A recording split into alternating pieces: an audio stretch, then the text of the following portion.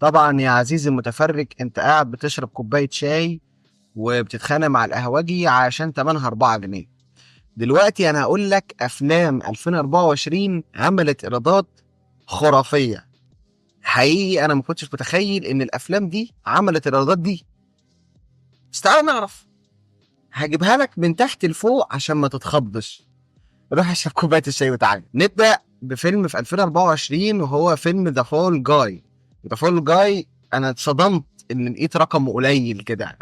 سوري، سوري، مش بتكلم على 4 جنيه فكه اللي في جيبك. يا ابني انت كحيان، انت كحيان يا محمد. بتكلم على قليل بالنسبه للافلام يعني. فالفيلم ده على مستوى العالم حقق 180 مليون دولار زي ما هو باين قدامك كده.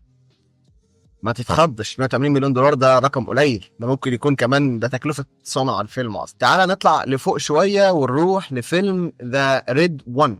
وفيلم ريد 1 انا برضو كنت متخيل انه عمل كتير عشان ده فيه ذا روك، وفيلم حلو خالص يعني، جميل جدا.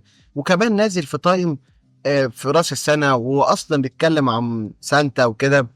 توقعت انه هيدخل كتير في على مستوى العالم. ايه، مش هو ده الرقم اللي يجيبه يعني. هو ريد وان او ذا روك جايب 184 مليون، 184 مليون دولار بس، كلام فاضي. معلش سوري، انا اسف، انا بحرق دمك بس والله. هو فعلا رقم قليل مش كبير. نيجي للفيلم اللي بعده، برضه فيلم من انتاج 2024، وكل اللي هيتقال في الفيديو ده من انتاج 2024. ليه؟ ببساطه لان انا بقول لك ايرادات افلام 2024. شغل دماغك معايا، مش عايزك تبقى نايم. الفيلم اللي معايا دلوقتي وهو فيلم ذا وايلد روبوت، وبرضه كنت فاكر ان وايلد روبوت هيبقى اعلى من كده في الارقام.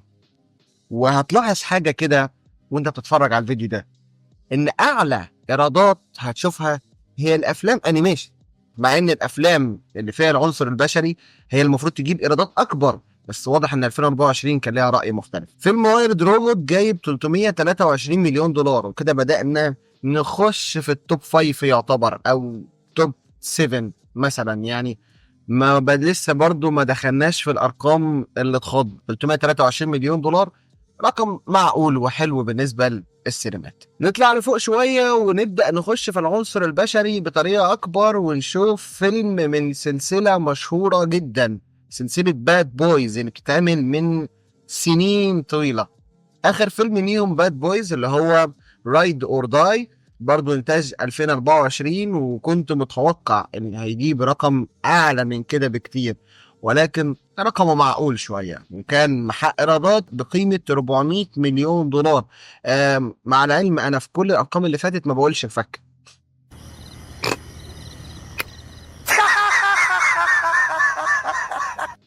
الفكه الفكه دي اللي هي اللي فوق، اللي تحت المليون، يعني في 500 الف دولار، في مش عارف. يعني بنقول الارقام الكبيره. انت عارف طبعا الاثرياء اللي زيي وزيك.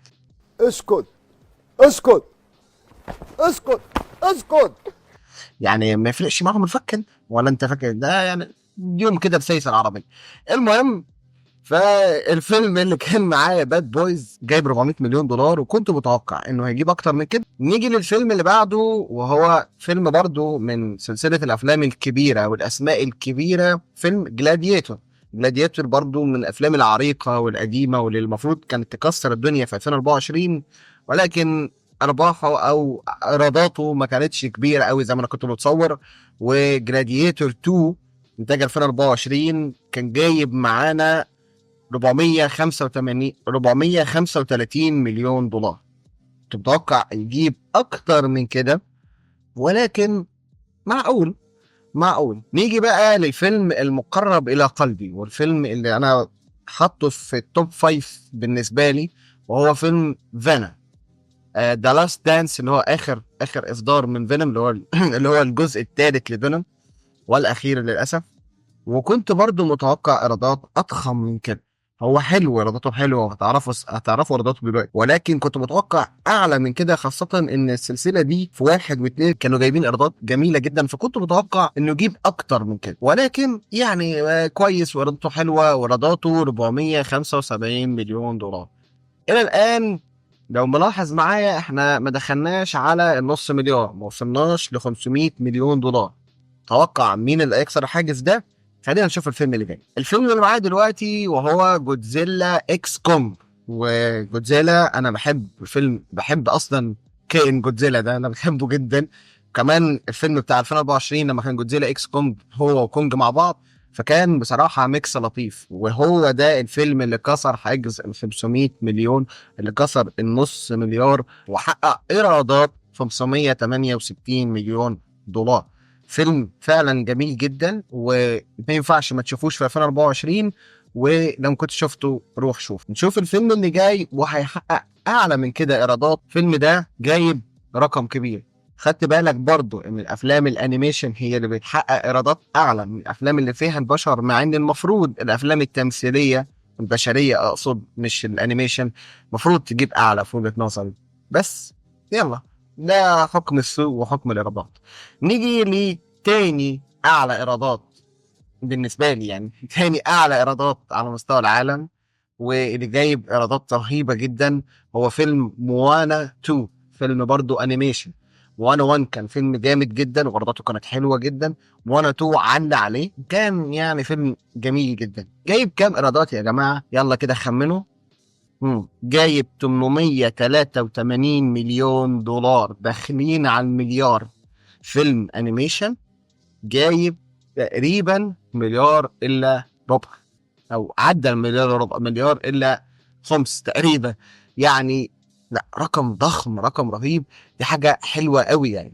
كان فيلم انيميشن، صناع الفيلم هيفكروا انهم يعملوا مونا 3 طبعا عشان بيجيب فلوس حلوه يعني. اعلى فيلم او اكتر ايرادات في 2024 في فيلم انيميشن، ودي برضو يعني حاجه بالنسبه لي واو. فيلم انيميشن جايب اعلى ايرادات 2024. تتوقع يكون ايه الفيلم ده؟ انزل دلوقتي اكتب في الكومنتات ايه هو الفيلم.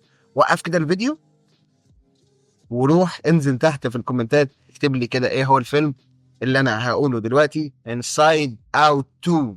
ده انسايد اوت 2 هو جايب اعلى ايرادات في 2024. وده رقم يعني، ودي حاجه طبعا حلوه قوي يعني. فيلم يستاهل، فيلم حلو قوي. وهو 1 برضه، 1 اللي كان جايب ايرادات حلوه قوي. واو، صراحة حلو جدا. الفيلم بقى جايب كام؟ تتوقع كده يا عزيزي جايب كام؟ مليار و698 مليون، يعني داخل على الاتنين مليار او 2 مليار وربع. واو، رقم رهيب في فيلم انيميشن. انسايد اوت 2 جايب حوالي 2 مليار دولار الا حاجة بسيطة. واو، هو اللي يفوز عندي في المرتبة الأولى في الإيرادات بالنسبة لي حاجة ممتازة جدا. ده بالنسبة لي أنا في المرتبة الأولى انسايد أوت 2. لو أنت عندك فكرة إيه اللي عدى الرقم ده في الأنيميشن في 2024 أو مش أنيميشن، اكتب لي في الكومنتات. يمكن أنا معلومتي ناقصة، زود لي معلومة من عندك. قول لي إيه أكتر فيلم عمل إيرادات في 2024 غير انسايد أوت 2. بس لو عجبك الفيديو ما تنساش تعمل لايك وشير وسبسكرايب، ولو أنت على تيك توك تعمل فولو. يلا سلام.